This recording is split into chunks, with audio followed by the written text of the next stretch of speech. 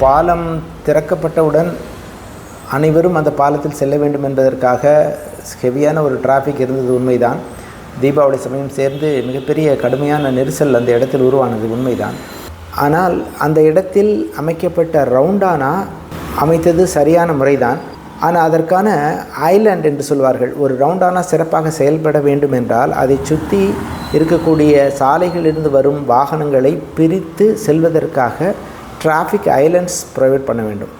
அது செய்யாததும் இந்த போக்குவரத்து நெரிசலுக்கு ஒரு காரணமாக அமைந்து விட்டிருக்கிறது.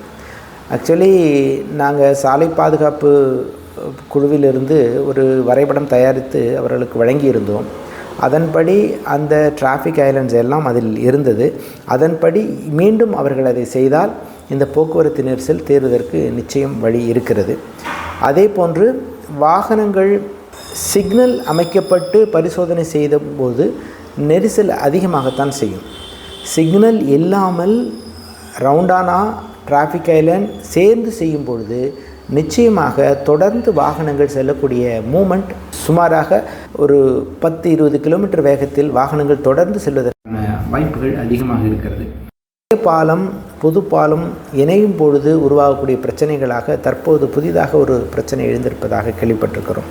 அதாவது உப்பிலிப்பாளையம் பாலத்திற்கு அடியில் செல்லும் வாகனங்கள் புரூக்வீல் செல்லும் இடத்திலும் புரூக்வீல்ஸிலிருந்து கீழே வருகின்ற வாகனங்களுக்கு இடையிலும் கடுமையான போக்குவரத்து நெரிசல் பீக் ஹவர்ஸில் ஏற்படுவதாக கேள்விப்படுகின்றோம். அதற்கு ஒரு தீர்வாக சொல்ல வேண்டும் என்றால் ஒரு வழி பாதையாக அதை செய்வதற்கான வாய்ப்புகள் இருக்கின்றன. அப்படி இல்லை என்றால் புது பாலத்திலிருந்து இறங்கி பாலத்துக்கு அடியில் செல்பவர்கள் சற்று தொலைவில் உள்ள தரை வழியிலேயே ஒரு ரவுண்டானா இருக்கிறது. அந்த ரவுண்டானாவை சுற்றி திரும்பி வரும்பொழுது இந்த பிரச்சனை தீர்வதற்கான வாய்ப்புகள் அதிகமாக இருக்கின்றன. உப்பிலிப்பாளையம் பாலத்துக்கு கீழே வரவங்க அப்படியே டஞ்சனாகி உள்ளே நின்றுக்கிறாங்க சார், மேலே ஏற மாட்டேங்கிறாங்க. அதை கடந்து மேலே வந்தோம்னா மறுபடியும் ஒரு ரவுண்டானா. ஸோ தொடர்ந்து அந்த ரோடே பார்த்திங்கன்னா ஒரு 300 மீட்டருக்கு ரொம்ப மோசமான ஒரு டிராஃபிக்கால் இதாக இருக்குது சார். அது இப்பொழுது உப்பிலிப்பாளையம் பழைய பாலத்தை அகலப்படுத்துவதற்காக தேசிய நெடுஞ்சாலை மூலம் ஒரு ப்ரொப்போசல் அனுப்பப்பட்டிருக்கிறது. ஒரு 5 கோடியிலிருந்து ஒரு 6 கோடி அளவிற்கு எல்லா பக்கம் அந்த பழைய ரவுண்டானா 10.5 மீட்டர்ஸ் அகலமுள்ள சாலையாக இருக்கிறது. அதனுடைய விட்டம் உள்ளளவு பார்த்திங்கன்னா 38 மீட்டர்ஸ். அப்போது அதற்கு வெளியே இன்னொரு லேன், அதாவது ஆல்ரெடி 10.5 என்பது 3 லேன், இன்னொரு 3.5 to 4 மீட்டர்ஸ் அகலப்படுத்தும் பொழுது எல்லா வாகனங்களும் கீழே செல்லாமல் மேலே செல்வதற்கான வாய்ப்புகள் அதிகமாகும். அப்பொழுது சுரங்கப்பாதையில் வழியாக செல்லக்கூடிய வாகனங்களுக்கு ஒரு விடிவு பெறுவதற்கான வாய்ப்புகள் இருக்கிறது.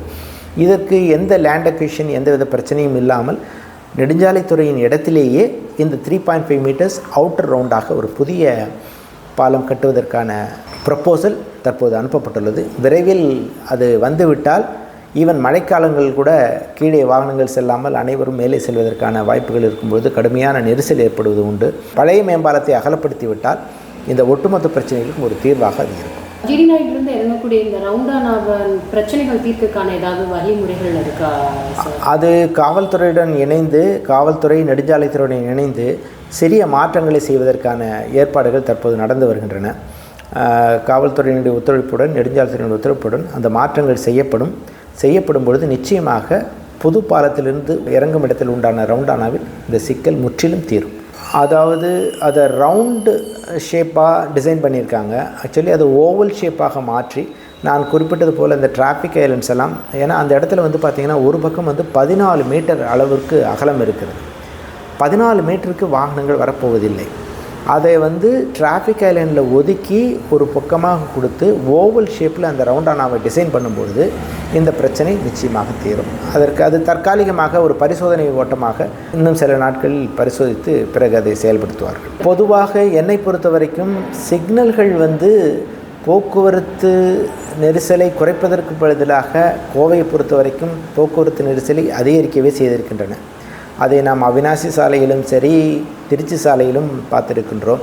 அவிநாசி சாலையை பொறுத்த வரைக்கும் சுமார் 14 போக்குவரத்து சிக்னல்கள் இருந்தன. கடைசியாக பாலம் கட்டப்படும் பொழுது 13 சிக்னல்களை அகற்றிவிட்டு போக்குவரத்து எளிதாக சென்று கொண்டு தான் இருந்தது. திருச்சி சாலையில் கிட்டத்தட்ட 11 கிலோமீட்டருக்கு இருந்த 5 போக்குவரத்து சிக்னல்கள் அகற்றப்பட்டு அங்குமே திருச்சி சாலையில் எந்த இடத்துலையுமே சிங்காநல்லூரிலிருந்து நம்ம ஜிஹெச் வரைக்குமே, ஈவன் ஜிஹெச் பக்கத்தில் இருந்த சிக்னல் கூட இப்போ தற்காலிகமாக எடுக்கப்பட்டு போக்குவரத்து நெரிசல் இல்லாமல் சென்று கொண்டிருக்கின்றது. எனவே போக்குவரத்து நெரிசல் ஒரு கட்டுப்படுத்த முடியாத நிலை வரும்பொழுது வேணால் சிக்னல் செயல்பாட்டில் சிறப்பாக இருக்கும். ஆனால் தகுந்த அகலமான இடங்கள் இருக்கின்ற இடத்தில் நிச்சயமாக சிக்னல்கள் தேவைப்படாது. ரவுண்ட் அபவுட் அல்லது யூ டர்ன் நிச்சயம் நல்ல பலனை தரும். தொடர்ந்து வாகனங்கள் நெரிசல் இல்லாமல் விபத்து இல்லாமல் செல்வதற்கு இது வழியாக இருக்கும்.